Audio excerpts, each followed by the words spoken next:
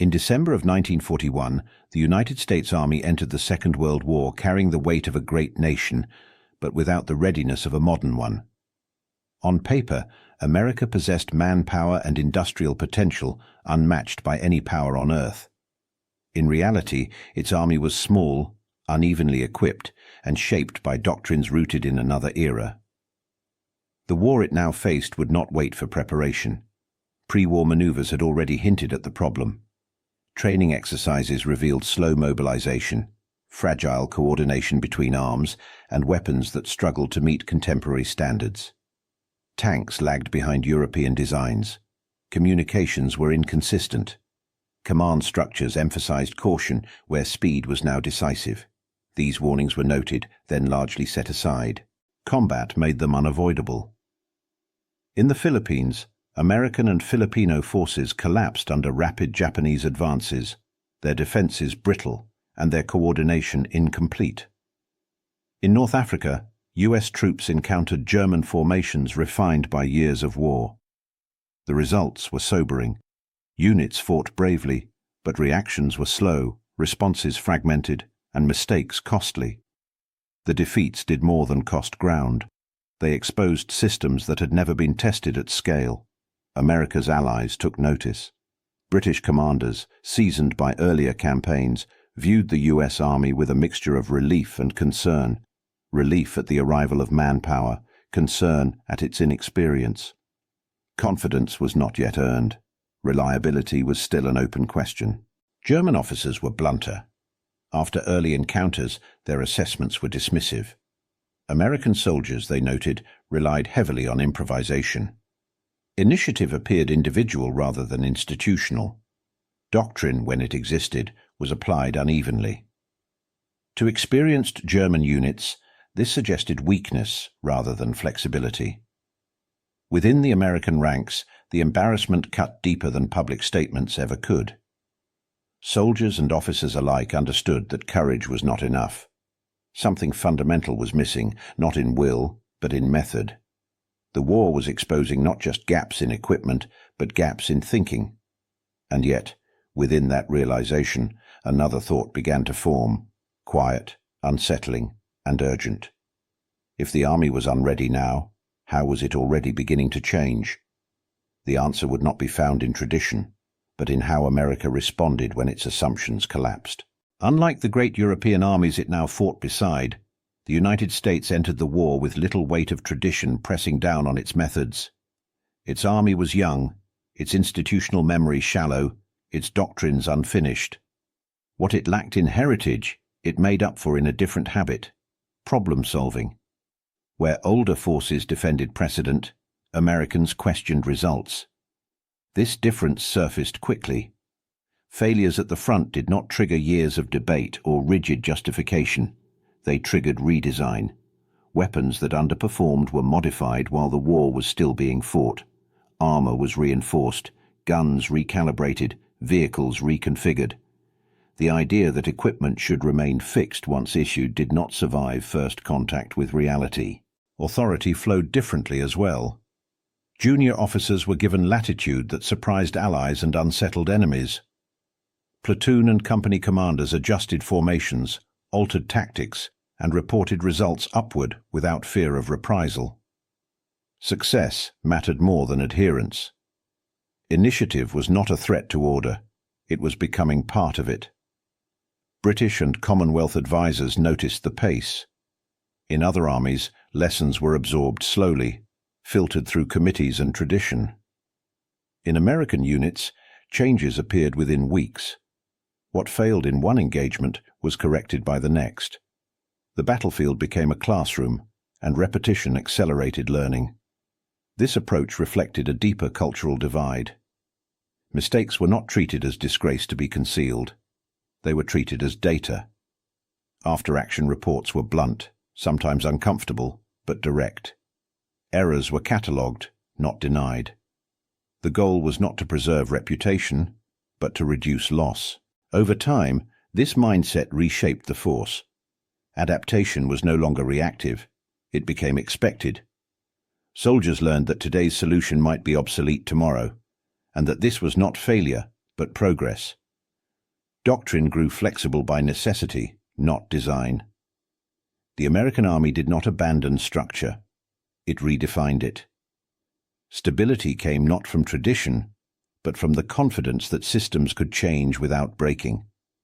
Slowly, almost without announcement, adaptation became identity. And within that identity, multiple forces, industrial, cultural, and human, were already pressing forward, accelerating a transformation no single order could have commanded. The United States did not fight a single war in the Second World War.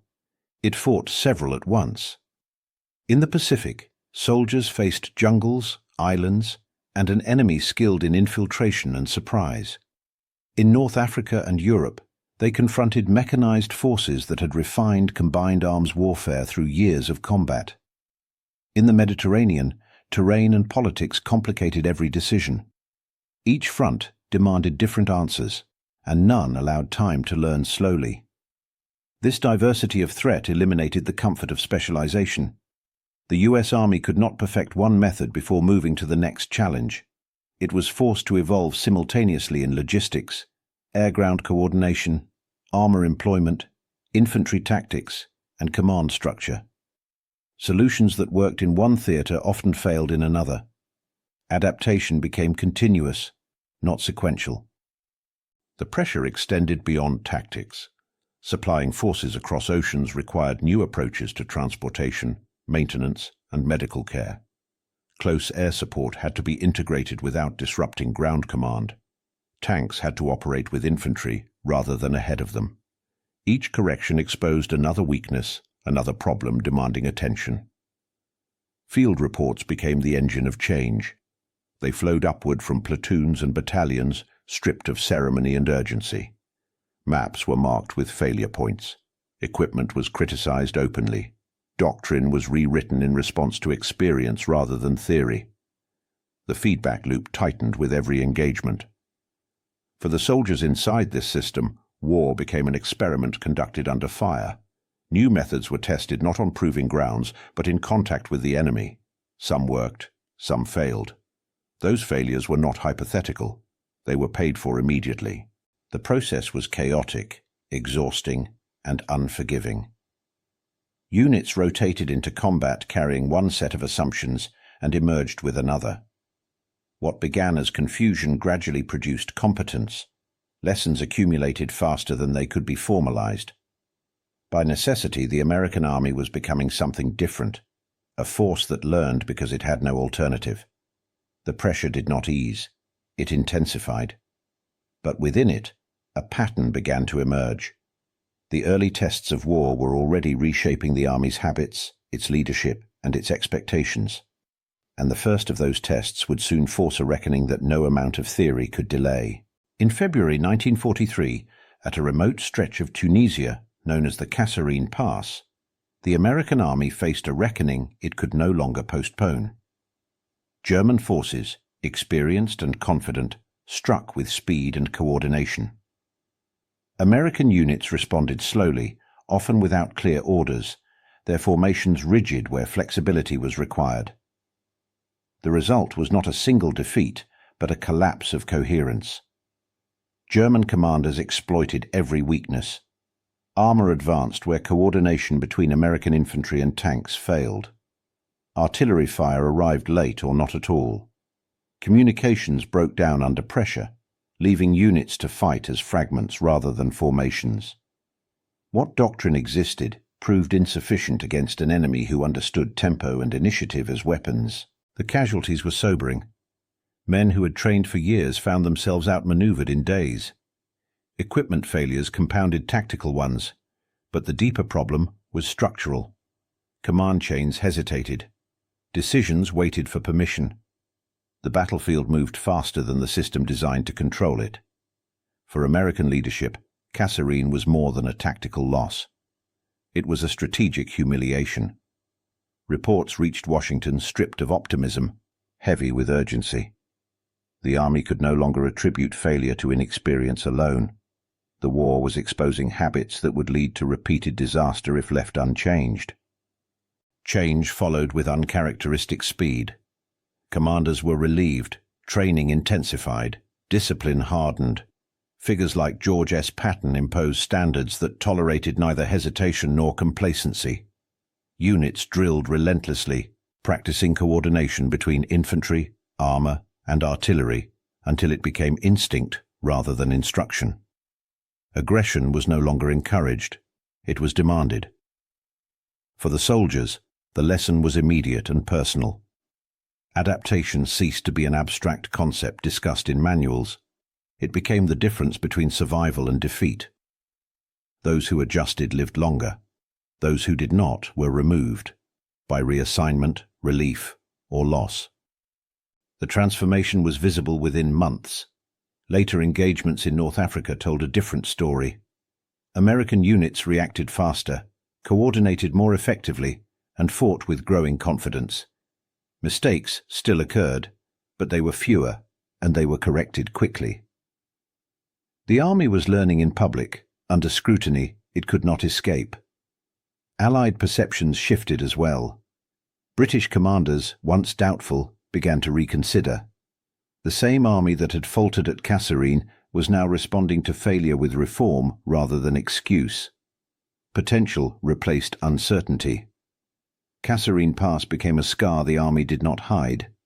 It became a reference point, a reminder of what rigidity cost and what adaptation required. The humiliation was not erased, it was absorbed. And from that moment on, the US Army no longer treated lessons as optional. It began to systematize them, turning hard-earned experience into doctrine, training, and expectation. American equipment entered the war as a compromise, adequate, mass-producible, but rarely exceptional.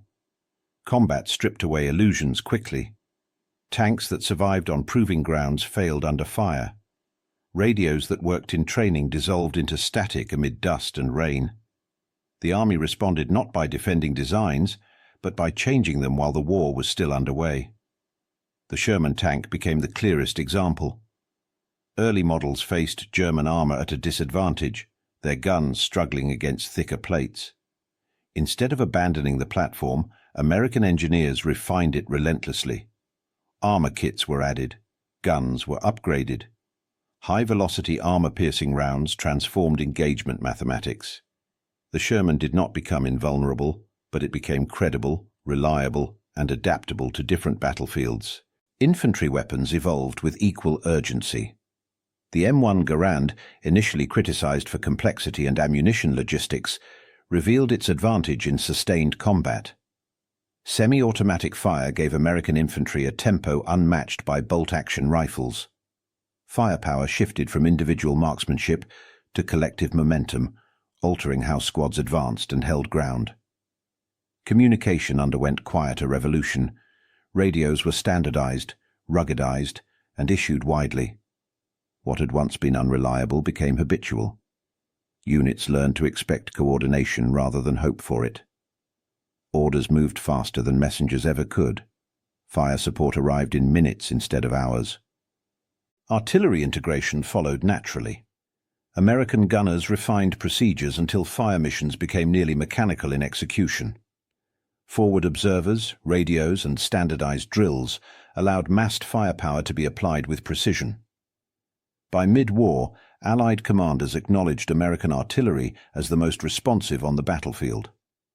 Behind the front lines, logistics evolved just as quickly. Supply chains shortened repair cycles dramatically. Tanks disabled one day returned to service the next. Aircraft were patched, refueled, and airborne before sunrise. Equipment was treated not as irreplaceable assets, but as components in a continuous system. This constant refinement reshaped expectations. Soldiers no longer assumed their gear was fixed. They expected it to improve. Engineers anticipated feedback. Commanders planned knowing equipment would adapt alongside tactics. Innovation ceased to be exceptional. It became routine. The American Army was no longer fighting with tools designed for a theoretical war. It was fighting with equipment shaped by experience, corrected by loss, and refined under pressure. And as gear evolved, so did the way it was used. New tactics were already emerging, built on the assumption that technology would respond as fast as the battlefield demanded. As equipment improved, American doctrine shifted just as rapidly. The U.S. Army entered the war with manuals shaped by theory and interwar compromise. Combat rendered many of those pages obsolete. Instead of defending doctrine, officers began to treat it as provisional, a starting point rather than a rulebook. German combined arms methods, once studied cautiously, were now adopted with urgency. The integration of armor, infantry, artillery and air support was no longer abstract. It became practical, tested, and refined in battle. American commanders studied enemy success not with resentment, but with intent to replicate and improve upon it. Training reflected this change. Stateside camps abandoned parade ground routines in favor of exercises that simulated modern warfare. Units trained under stress, with live coordination between arms. Scenarios changed constantly, forcing leaders to adapt rather than memorize solutions. The goal was not perfection, but responsiveness. After-action reviews became institutional. Units were expected to revise methods after every engagement. What failed was discussed openly. What worked was shared quickly. Lessons moved horizontally as well as vertically, spreading through the force faster than formal doctrine could be rewritten. Out of this environment emerged an informal practice that would later be named doctrine, mission-type orders. Commanders defined objectives rather than methods, granting subordinates freedom to decide how best to achieve them. Initiative ceased to be a risk. It became an expectation. This shift required trust. Commanders learned to reward adaptation instead of punishing deviation. Officers who adjusted under fire were promoted, not sidelined. The Army signaled clearly and repeatedly that learning mattered more than conformity. Foreign observers noticed. British officers remarked on the speed with which American units changed between engagements. German reports noted increasing flexibility and unpredictability. What had once been seen as inexperience was becoming a form of strength. By mid-war, American doctrine was no longer static. It was iterative. It evolved alongside equipment, logistics, and leadership. The Army did not wait for perfect solutions. It implemented, evaluated, and adjusted in real time. This refusal to stand still carried a cost. Rapid change created friction and uncertainty. But it also created momentum. The Army was becoming comfortable with motion, not just on the battlefield, but within itself. That momentum would soon be tested in the harshest environments yet. The crucible of mid-war campaigns awaited, ready to prove whether adaptation could survive sustained pressure. When American forces moved into Italy, they entered a battlefield that seemed designed to punish habit. Mountains fractured units, valleys distorted sound and distance, and narrow roads turned supply into a daily contest with gravity. The terrain rendered much of standard doctrine irrelevant. Movement was slow, visibility limited, and coordination difficult. What had worked in North Africa no longer applied. Infantry tactics were the first to change. Advances could no longer rely on mass or speed. Small units learned to climb, infiltrate, and hold ground measured in yards rather than miles. Fire and maneuver became vertical as much as horizontal. A ridge gained meant an enemy position rendered useless below. A hill lost could unravel an entire sector. Mountain warfare demanded patience and improvisation. Soldiers carried more, moved slower, and fought closer. Night became an ally. Silence mattered. Units adapted by necessity, rewriting their own methods in real time. Manuals lagged behind reality. Experience filled the gap. Engineers became as critical as riflemen. Roads were carved into slopes under fire. Mule trains, dismissed as archaic before the war, returned as indispensable lifelines, hauling ammunition and food where vehicles could not pass. Rope systems were rigged to move supplies up sheer inclines. Ingenuity replaced efficiency, and it worked. Artillery faced its own challenges. Valleys echoed sound, confusing observers. Altitude altered trajectories. Guns were repositioned repeatedly to find angles that worked. Forward observers adjusted techniques, learning how to read terrain as much as targets. Fire missions grew slower at first, then more precise as methods evolved. German defenders noticed the change. Initially confident in terrain they believed favored defense, they began encountering American units in unexpected places at unexpected times. Positions thought secure were outflanked from above. Supply routes were interdicted not by mass, but by persistence. Reports acknowledged a growing adaptability that could not be explained by numbers alone. Italy became a proving ground for problem-solving under constraint. Nothing was easy. Progress was measured, costly, and often invisible. But with each obstacle overcome, the army expanded its repertoire. Solutions developed in the mountains would later inform operations elsewhere, where terrain imposed different but equally unforgiving demands. The campaign also revealed limits. Adaptation did not eliminate casualties. It did not turn difficult ground into favorable ground. But it reduced waste. It ensured that effort translated more reliably into progress, learning accelerated under pressure. By the time American forces moved northward, the army that entered Italy was not the one that emerged from it. Units had learned to operate independently without losing cohesion. Engineers and infantry had learned to think together. Doctrine had absorbed another layer of experience. Italy did not produce sweeping breakthroughs. It produced competence under adversity. It taught the army how to function when plans collapsed and conditions refused to cooperate. That lesson would prove invaluable. As attention turned toward France, the pace of evolution quickened. The terrain would change. The enemy would adapt again. But the habit of learning, forged in the mountains, would travel with the army to its next and greatest test. When American forces broke out of the beaches of Normandy and moved inland, they encountered a battlefield unlike anything they had trained for. The bocage, dense hedgerows rising from earthen banks, fractured the landscape into a maze of enclosed fields. Visibility collapsed. Maneuver slowed to a crawl. Tanks, once symbols of mobility, found themselves confined, blind, and vulnerable. The weaknesses appeared immediately. Infantry and armor struggled to coordinate in terrain that denied line of sight. Tanks advanced without knowing what lay beyond the next hedge. Infantry lacked the firepower to dislodge defenders dug deep into earth and foliage. German units, experienced and patient, exploited the environment with precision, turning each field into a defensive pocket. The response was not delay, but experimentation.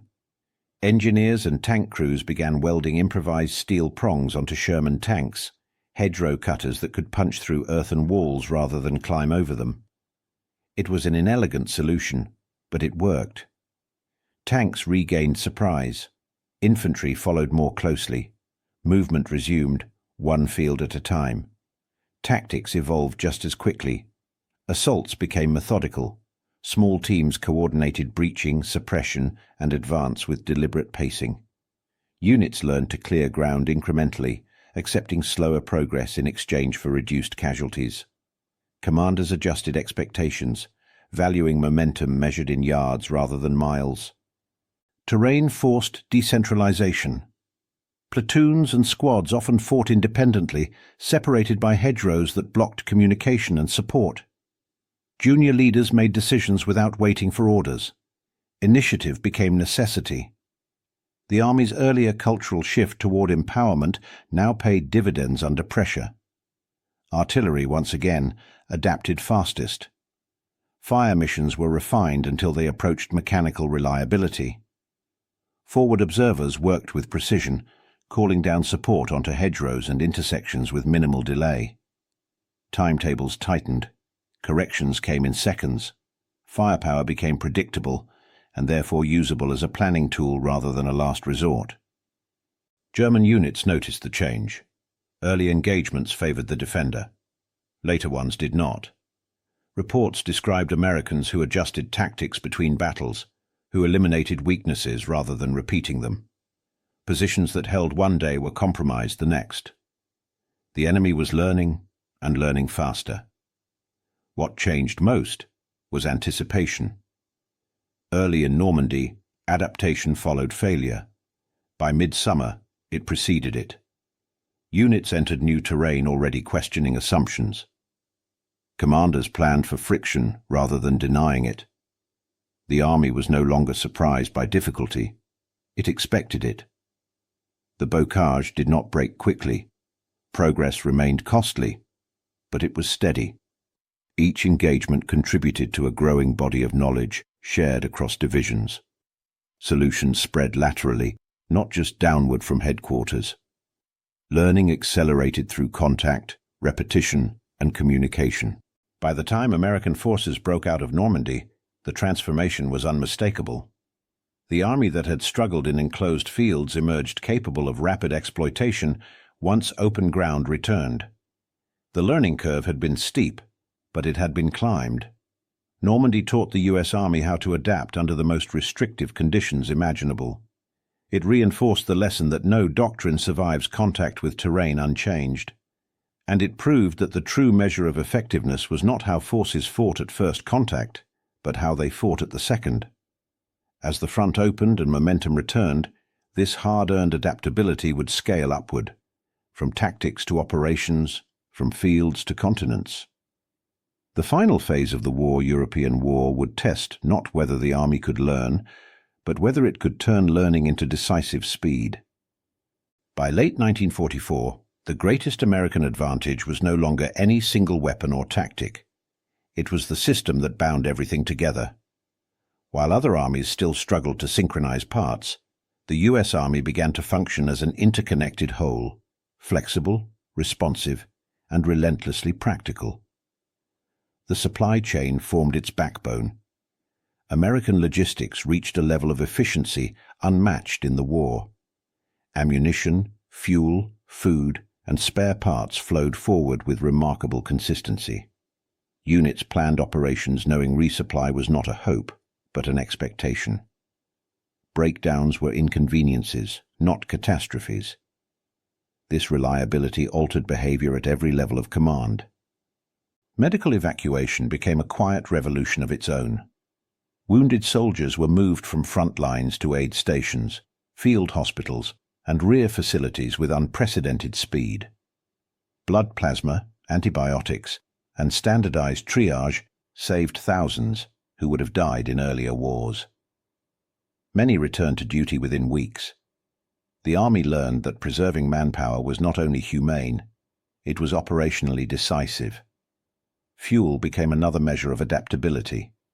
The construction of pipelines under the English Channel, designed and built under combat pressure, ensured armored advances did not stall for lack of gasoline. What once required endless convoys vulnerable to attack now flowed invisibly beneath the sea. Movement was sustained not by improvisation, but by engineering foresight. Science integrated seamlessly into operations. Meteorology guided airborne drops and bombing raids.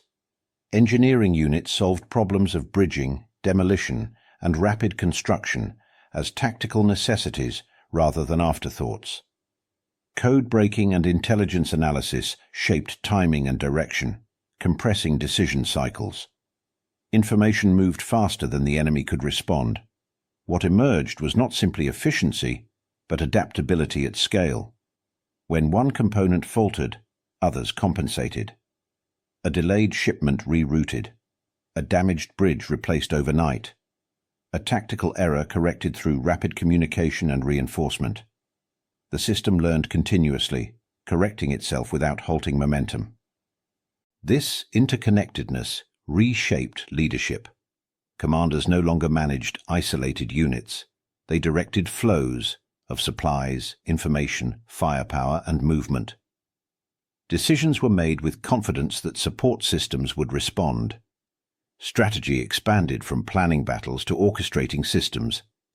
German commanders recognized the shift too late. They faced an opponent whose strength did not reside in any single formation, but in how quickly forces recovered, reorganized, and advanced again. Disruption failed to produce collapse.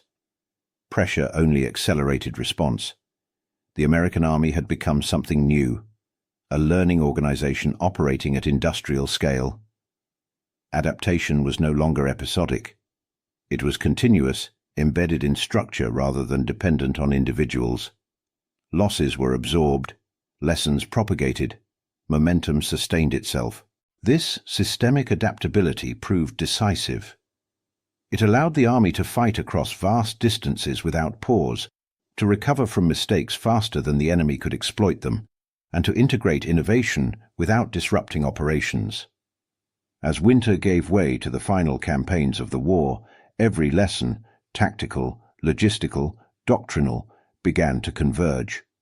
What followed would test not whether the system could adapt, but whether it could translate adaptation into irreversible victory.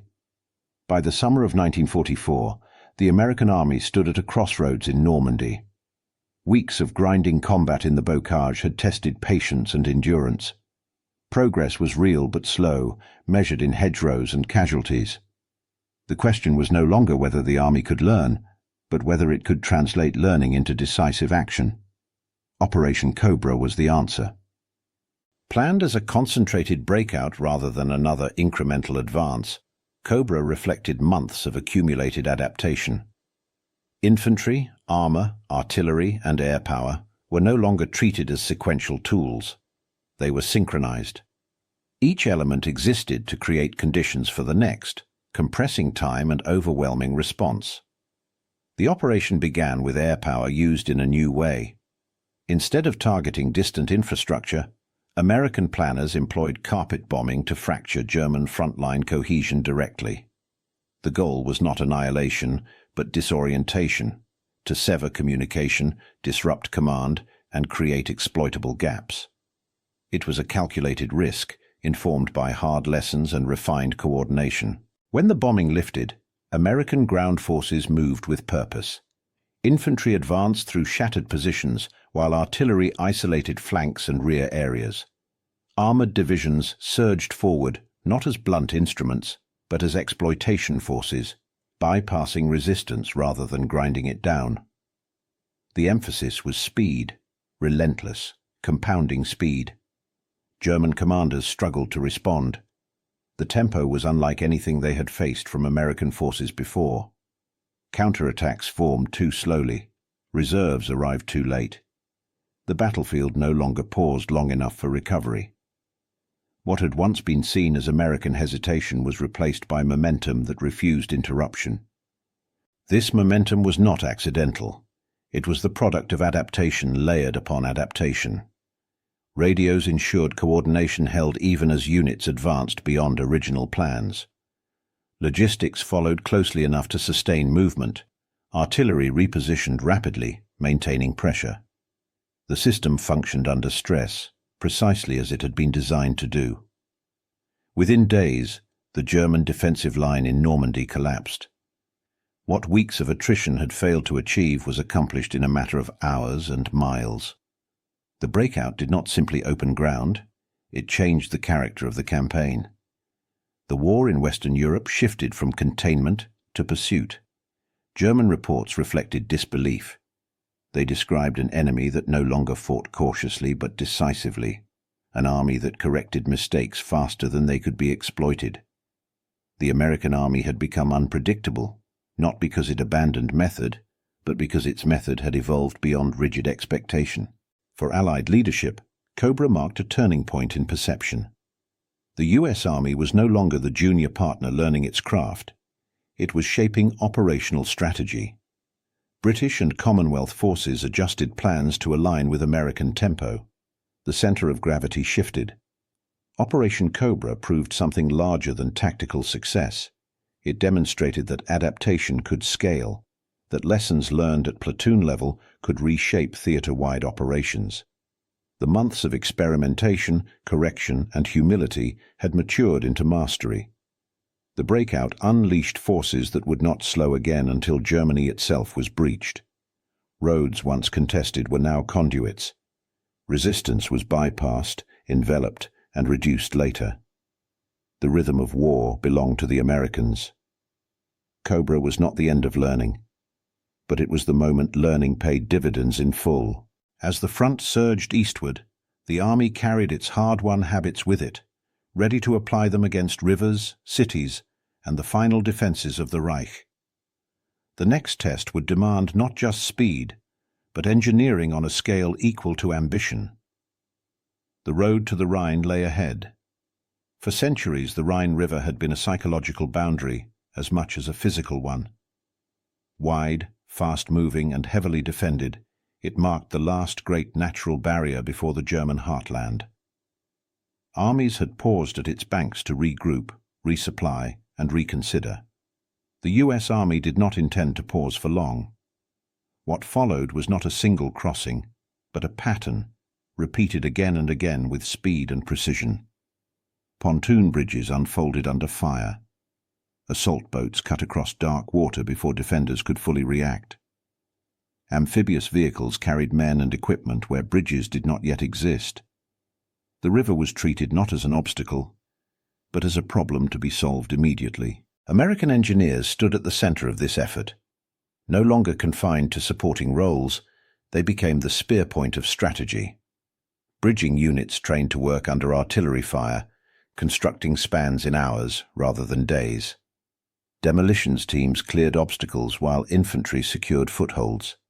Each crossing was planned as a system, integrating protection, speed, and redundancy. German forces could not match this flexibility. Defensive plans assumed delay, that river crossings would require time, concentration, and vulnerability. Instead, they faced simultaneity. Multiple crossings occurred along broad fronts. When one was disrupted, another succeeded. The defenders' advantage dissolved under volume and coordination. Logistics amplified the effect. Supplies flowed across newly built bridges almost as soon as they were completed. Fuel, ammunition, and reinforcements followed the assault waves without interruption. The American system did not wait for perfection. It accepted risk, mitigated it through redundancy, and moved forward regardless. The Rhine crossings enabled deep penetration into Germany with unprecedented speed. Armored units surged eastward while infantry consolidated behind them. Resistance that might once have slowed an advance was bypassed, isolated, and reduced later. The emphasis was no longer on holding ground methodically, but on collapsing the enemy's ability to respond coherently. This synchronization of adaptability and momentum marked a new phase of the war. Engineering no longer followed operations, it defined them. The Army's capacity to solve problems faster than the enemy could exploit them became decisive. Rivers, once barriers, became accelerants. German commanders recognized the shift too late. Reports described an opponent that no longer waited for ideal conditions. American forces crossed where possible, repaired what was broken, and replaced what failed. Destruction did not stop them. It triggered response. The Rhine had been intended as a line of defense. Instead, it became a demonstration. It showed that the US Army had learned how to apply adaptation at scale, turning technical skill into strategic advantage. The crossing was not a gamble. It was the logical outcome of years spent refining coordination between engineers, logisticians, and combat units. From this point forward, the terms of battle were no longer negotiable. The US Army dictated tempo, direction, and scope. German forces reacted where they could, retreated where they must, and collapsed where reaction failed entirely. Adaptability was no longer just a trait. It was synchronized with momentum, carried forward by confidence that problems would be solved as they appeared. The system no longer questioned whether it could move. It assumed movement as a given. As American forces pushed deeper into Germany, the war entered its final continental phase. Cities replaced rivers. Resistance stiffened, then fragmented. The lessons of years were about to be tested one last time, not against geography, but against an enemy fighting for survival. The final drive lay ahead. As American forces pushed deeper into Germany in the spring of 1945, the character of the war shifted once again. Resistance remained fierce in places, but it no longer cohered into a unified defense. American units maneuvered with a speed that German intelligence struggled to track. Front lines became fluid, sometimes irrelevant, as advances unfolded faster than reports could be written. What distinguished this phase was not aggression alone, but control. Movements were deliberate, coordinated, and sustained. Armor advanced with infantry in close partnership. Engineers followed closely, repairing roads and bridges almost as quickly as they were damaged. Logistics anticipated needs rather than reacting to shortages. The army no longer surged forward in bursts. It flowed. Air-ground coordination reached a level of precision unmatched earlier in the war. Tactical aircraft responded to ground requests with remarkable speed, striking targets identified minutes earlier. Forward air controllers and ground commanders spoke a shared language, shaped by years of trial and correction. Air power no longer operated alongside ground forces. It moved with them. Errors still occurred. No army advances without friction. But the response to error revealed how far transformation had gone. Tactical mistakes were identified, reported, and corrected in days, sometimes hours. Units adjusted routes, timings, and formations without halting the advance. Learning had become continuous, almost automatic. German officers took notice. In post-war interrogations and wartime assessments, many acknowledged a reversal of expectations. Earlier in the war, American forces had been viewed as predictable and cautious. By 1945, they were described as flexible beyond anticipation, faster to adapt than British formations, and more agile than the massed Soviet approach. The comparison was not flattering, it was analytical.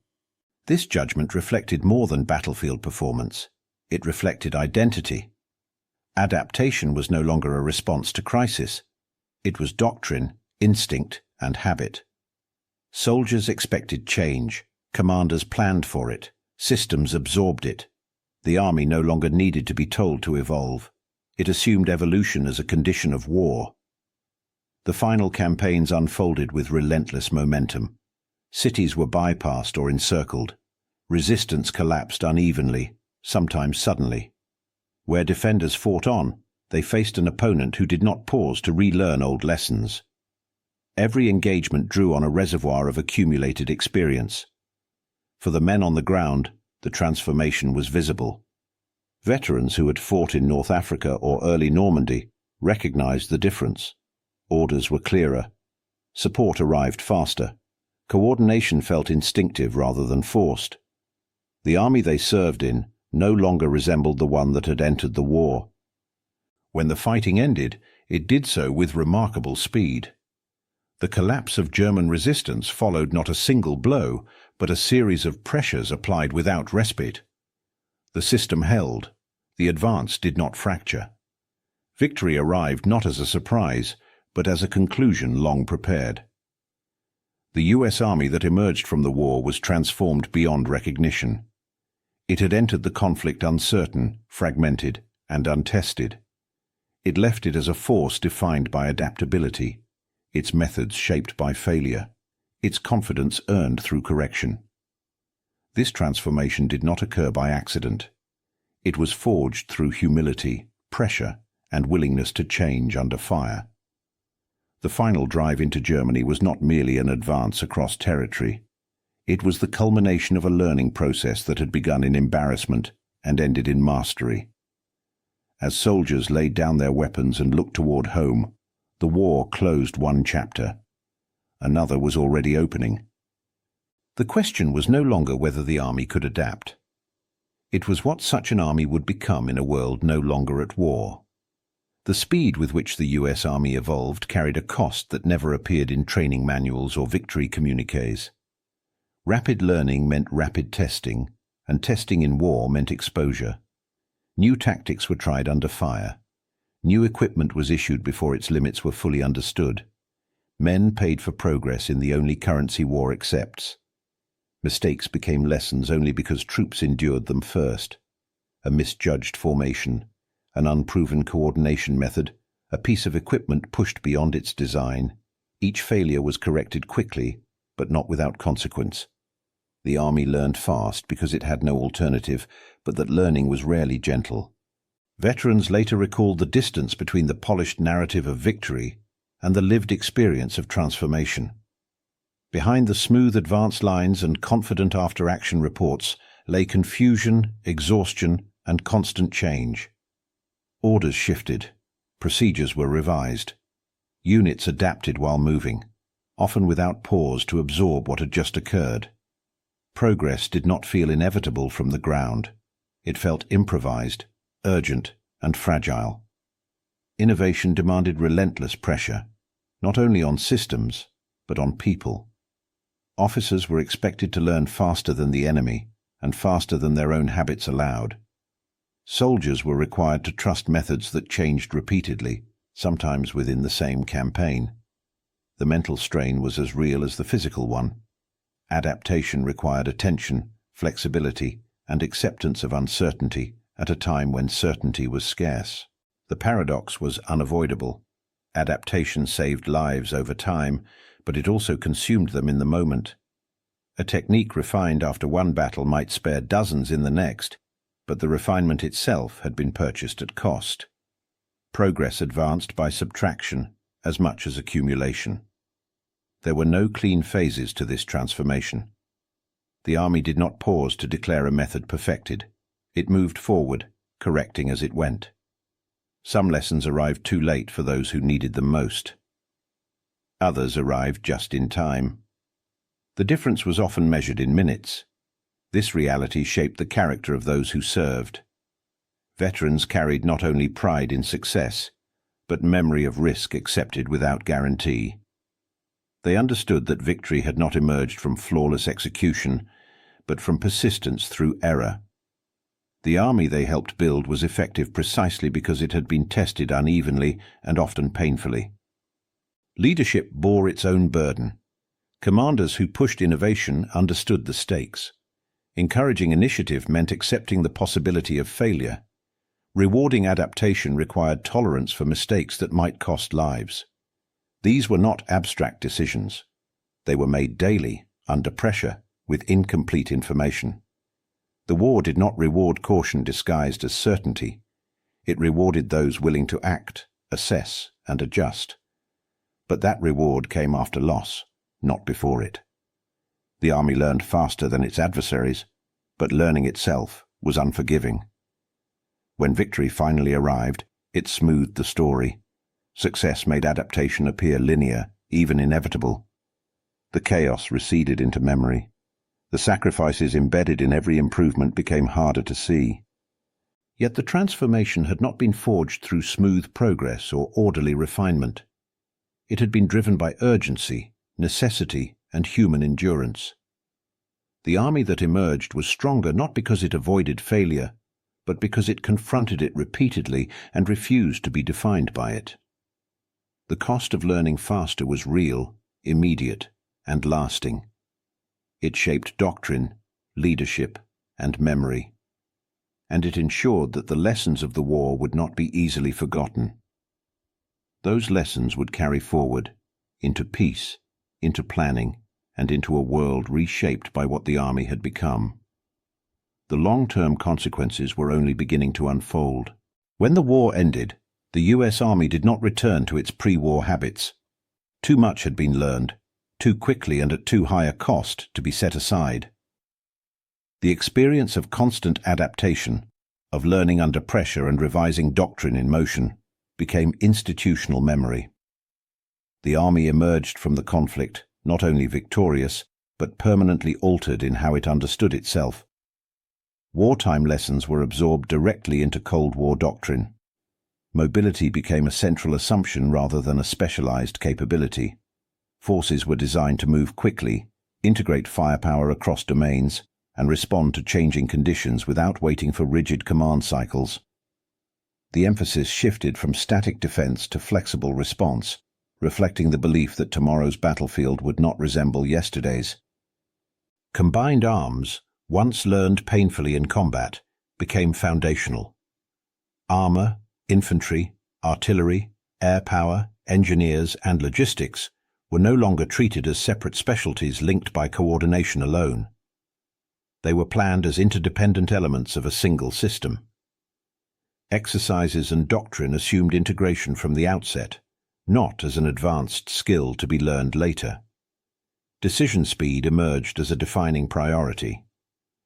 The Army recognized that adaptability depended less on perfect information than on the ability to act, assess, and adjust faster than an opponent.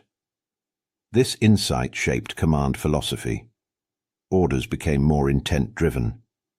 Subordinate initiative, tested and proven in war, was formalized rather than tolerated.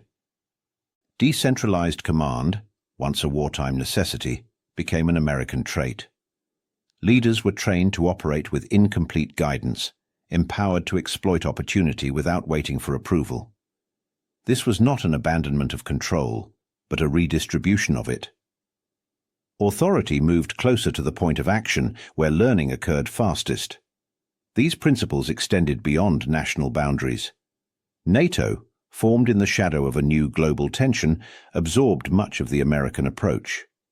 Allied planning emphasized interoperability, flexibility, and shared doctrine rooted in adaptability.